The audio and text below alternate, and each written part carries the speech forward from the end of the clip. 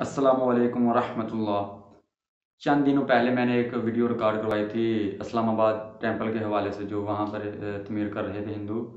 तो गवर्नमेंट जो इजाज़त दी, तो इस पर काफ़ी बात चली थी कि जो मुसलमानों के टैक्सेस के पैसे से वो तमीर कर रहे हैं, तो ये हम नहीं होने देंगे। अगर उन्होंने उन्होंने करना है तो वो अपने पैसे इस पर लगाएं। तो इस पर मैंने तब तो यही कहा था, जो बेहतर था, कि मुसलमान हरगिज़ ऐसा नहीं चाहेंगे कि उनके पैसे से या उनके सामने कोई ऐसी एक्टिविटी हो। तो इसमें मैं मज़ीद वजाहत करते हुए आपको कुछ बताना चाहूँगा। चलिए शुरू करते हैं। सबसे पहले बात ये करना चाहता हूँ कि जो इंडिया में मुसलमान रहते हैं, क्या वो टैक्सेस अदा नहीं करते? अगर वो टैक्सेस अदा करते हैं तो उनके टैक्सेस के पैसे फिर क्या वो हिंदू जो इंडियन गवर्नमेंट है, क्या वो नहीं लगाती मंदिरों में या ऐसे कामों में कि जो इनके गैर शरई हैं इस्लाम में? तो फिर उनका क्या वो भी ऐसे एहतजाज करेंगे? इस पर आप यही कहेंगे कि ये यहाँ पर हम अख्तियार रखते हैं तो इसलिए हम ऐसा कर सकते हैं। चलें, वो भी ठीक हो गया। आगे जो हमारे यूरोप में रहते हैं हमारे मुसलमान, वो भी वहाँ पर टैक्स अदा करते हैं, जो कि न जाने शायद न चाहते हुए ऐसी एक्टिविटियों में इस्तेमाल होता है कि जो मुसलमानों, जैसे कि शाम में, लीबिया में और फ़लस्तीन वगैरह में जो मुसलमानों पर हो रहा है, उसमें भी वो फंडिंग होती होगी यकीनन मुसलमानों में इंतशार पैदा करने के लिए। और सबसे जो मैं बड़ी बात आपसे अब करने लगा हूँ कि इससे के ख़िलाफ़ तो हमने आवाज़ उठाई कि जो यहाँ पर मंदिर तमीर हो रहा है ये गलत है, हम अपने टैक्सेस का पैसा यहाँ पर नहीं लगने देंगे।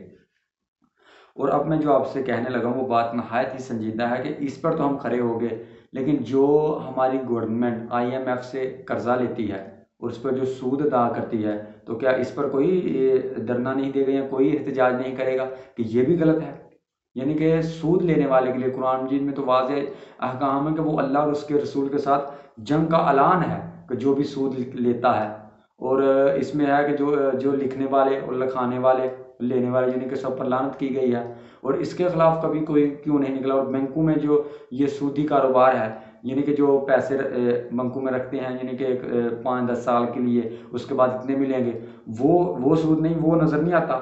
यानी कि बज़ाहिर बात ये हुई कि अगर कोई इंसान ज़ाहिरी तौर पर सूर खाता है तो वो गलत है।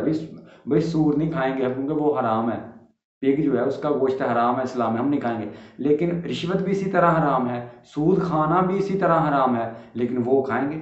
कभी किसी ने ये एहतजाज किया कि IMF से जो कर्जा लेते हैं उस पर हम कितने % सूद अदा करते हैं? उस पर किसी ने एहतजाज किया? और इसके बाद जो अभी फ़िलहाल ही सऊदी अरब में जो हमसे जो उसने हमें पैसे दिए थे वो वापस लिए हैं, उस पर शायद 2% सूद उन्होंने लिया है। जो अभी ये हालात, जो जब ये UAE ने ना इसराइल के साथ अपने मुआहदे किए हैं, तो इसके बाद जो सूरत हाल बनी, तो सऊदी अरब ने अपने पैसे पाकिस्तान से बोला है कि वापस दे। 2% मेरी नॉलेज के मुताबिक उस पर सूद लिया है सऊदी अरब ने।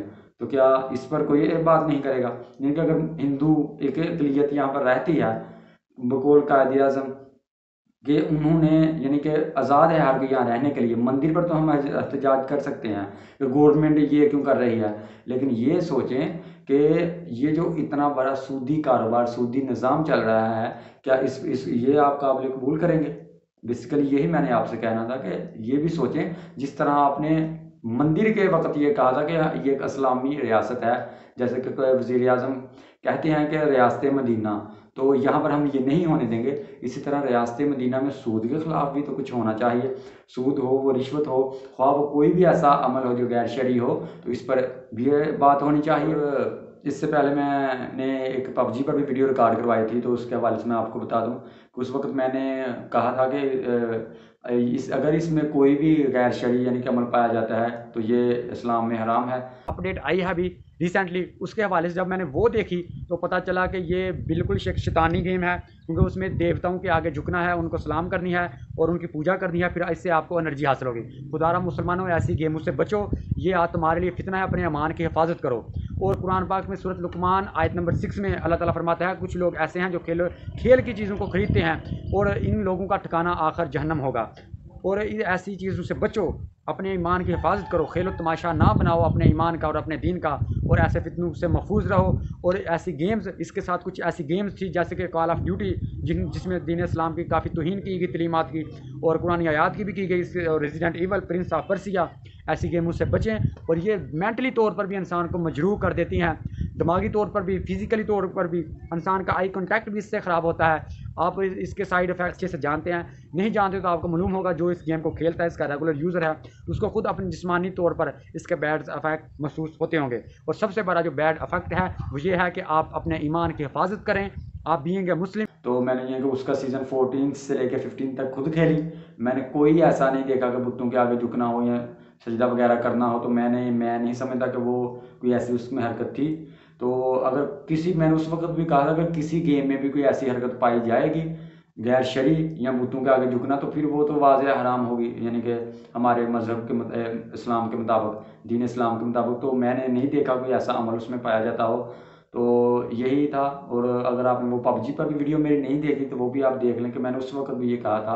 और इस वीडियो के हवाले से मैं उस जो टेंपल वाली वीडियो थी उसमें कुछ इजाफा करना चाहता था कि हमें सूद के लिए भी हमारे दिल में इस कदर नफरत होनी चाहिए, क्योंकि सूद देने वाले और लेने वाले और लिखने वाले सब पर लानत अल्लाह के नबी की। और क़यामत वाले दिन ये कोई इस तरह से उठेगा जो सूद खाता है जैसे उसे किसी साये ने जकड़ लिया। हम पाकिस्तान में मुसलमान जो हैं रहने वाले, या वो मुसलमान जो प्रैक्टिकल हैं, कि जिस तरह सूद को खाना, पिग के गोश्त को खाना हमारे लिए बहुत ही नफरत का बायस है, सूद भी बेसिकली वैसे ही हराम है, रिश्वत भी वैसे ही है। ये नहीं कि वो बाजार नज़र आ रहा है तो हम वो अमल नहीं करेंगे, ठीक है। तो इसी तरह से सूद से भी हमें नफरत होनी चाहिए, रिश्वत से भी नफरत होनी चाहिए। वो अमल जिस पर हमारी जो कानून की, हमारी दीन की किताब है कुरान, उसने हमें मना किया है, उस हर अमल से हमें बहुत ही नफरत होनी चाहिए। मुझे दुआओं में याद रखिएगा। अल्लाह मेरा और आपका हामी नासर हो।